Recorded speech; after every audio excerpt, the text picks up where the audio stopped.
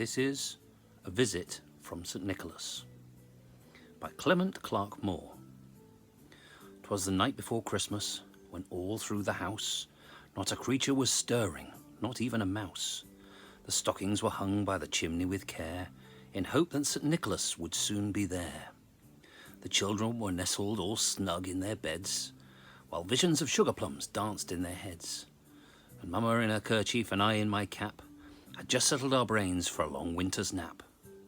When out on the lawn there arose such a clatter, I sprang from my bed to see what was the matter. Away to the window I flew like a flash, tore open the shutters and threw up the sash. The moon on the breast of the new fallen snow gave lustre of midday to objects below, when what to my wondering eyes did appear but a miniature sleigh and 8 tiny reindeer. The little old driver so lively and quick, I knew in a moment it must be Saint Nick. More rapid than eagles his courses they came, as he whistled and shouted and called them by name. "Now Dasher, now Dancer, now Prancer, now Vixen, on, come on, Cupid, on Donner and Blitzen." To the top of the porch, on the top of the wall, now dash away, dash away, dash away all. As leaves that before the wild hurricane fly, where they meet with an obstacle mount on the sky. So up on the housetop the coursers they flew, with the sleighs full of toys, and St. Nicholas too. And then in a twinkling I heard on the roof the prancing and pawing of each little hoof. As I drew in my head and was turning around, down the chimney St. Nicholas came with a bound.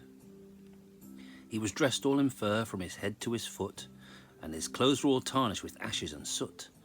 A bundle of toys he'd flung on his back, and he looked like a peddler just opened his pack. His eyes, how they twinkled, his dimples, how merry. His cheeks were like roses, his nose like a cherry. His droll little mouth was drawn up like a bow. His beard on his chin was as white as the snow.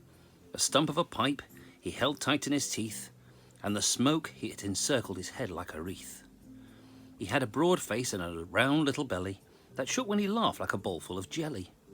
He was chubby and plump, a right jolly old elf, and I laughed when I saw him in spite of myself. A wink of his eye and a twist of his head soon give me to know I had nothing to dread. He spoke not a word, but went straight to his work, and filled up the stockings, then turned with a jerk, and laying his finger on the side of his nose, he gave a nod. Up the chimney he rose. He sprang to his sleigh, his team gave a whistle, and they all threw through the air like the down of a thistle. I heard him exclaim as he drove out of sight, "Happy Christmas to all, and to all a good night."